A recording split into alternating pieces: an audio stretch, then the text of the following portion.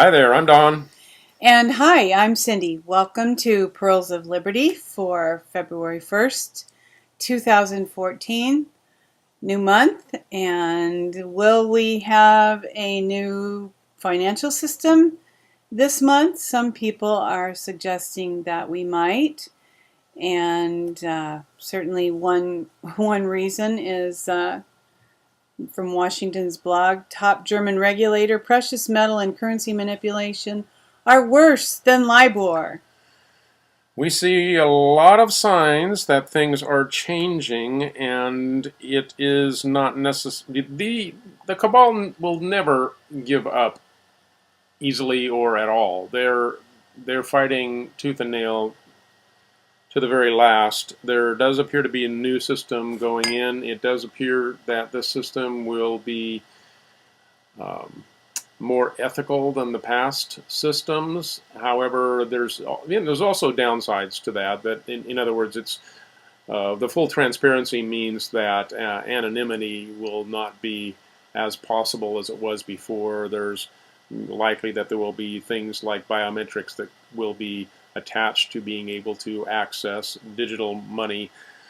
But we also see that some bankers who were fraudsters are either killing themselves or ending up in suspicious deaths. And here's an article that says that the scandal of currency and metals manipulation is worse than LIBOR. And yeah, no duh. As Max Kaiser has pointed out, the London Gold Exchange is called the London Fix, and that is what it has been for a long time. Most people recognize that precious metals are way undervalued because the people don't take delivery on the metals that they're trading.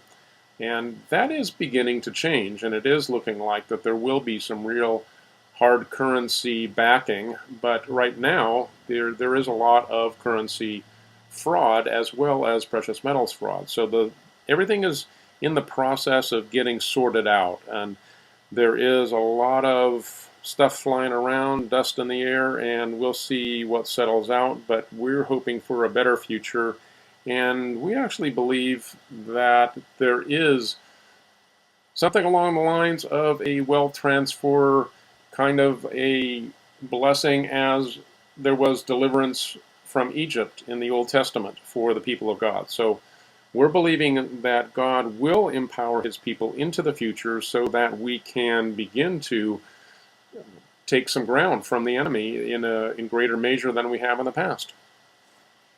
And many people who believe that there is going to be that kind of a financial economic shift have stated that in order to see when things are about to change, watch Deutsche Bank. And Yeah. there have been some things that have Deutsche Bank has been in the news lately. This is actually a list. Now this is from a pretty specific point of view, but the list itself is really quite objective. This person who wrote this list is encouraging people that that the republic, the United States constitutional republic, is on the verge of being restored, and he has cited a list of some things that he believes are indicators that we are right at the doorway of change, that a restoration of the constitutional republic is going to occur very soon. Many of these signs are not good in themselves. They just indicate that things are near a tipping point.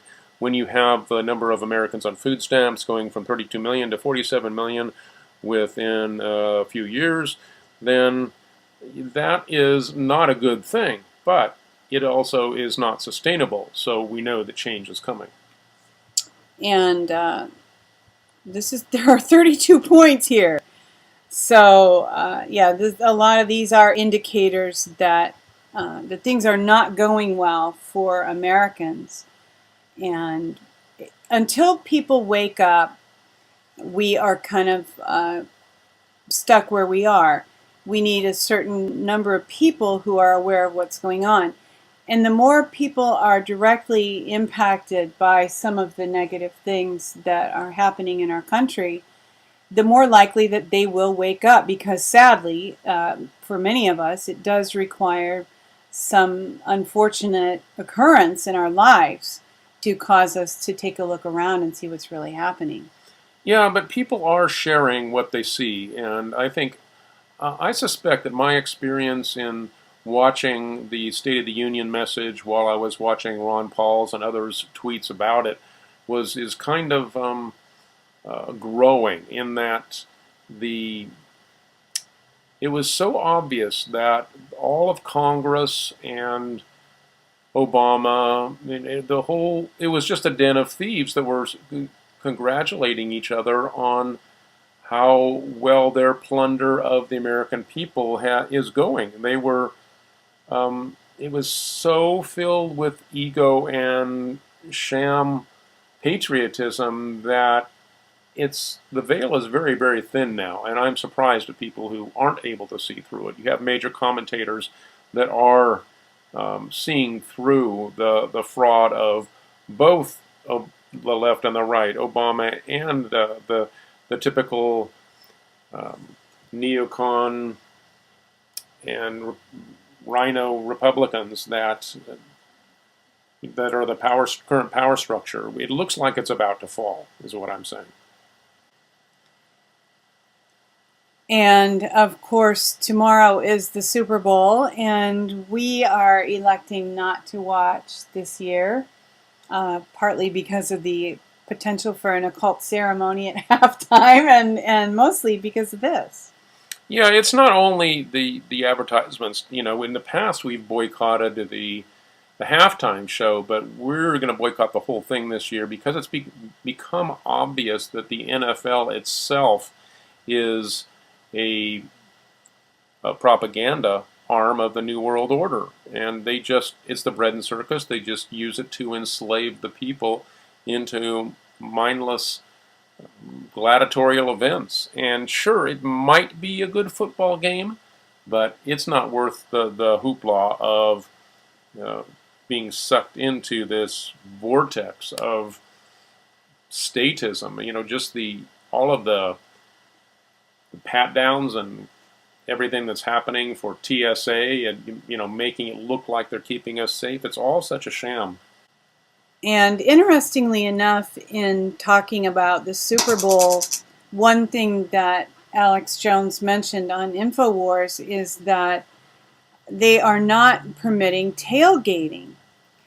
And it's interesting on a few different levels. My first thought is they want to sell the food inside the stadium and make more money with the crowds there.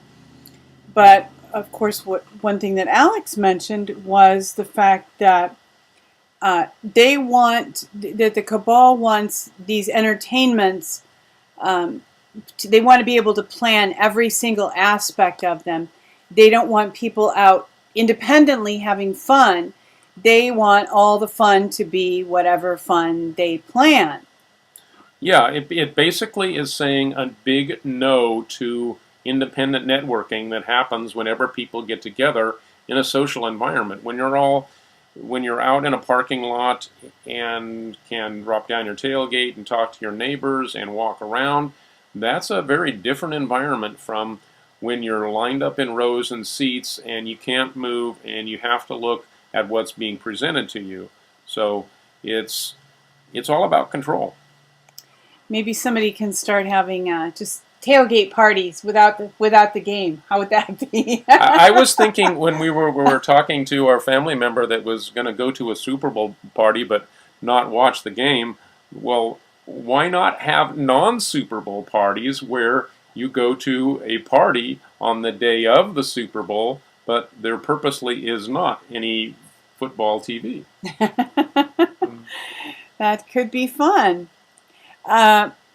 There's no mystery really about this year's Super Bowl because Alex Jones knows who's going to win. Winner of Super Bowl 48 announced. Yeah, it has all been decided, and it isn't either one of the teams.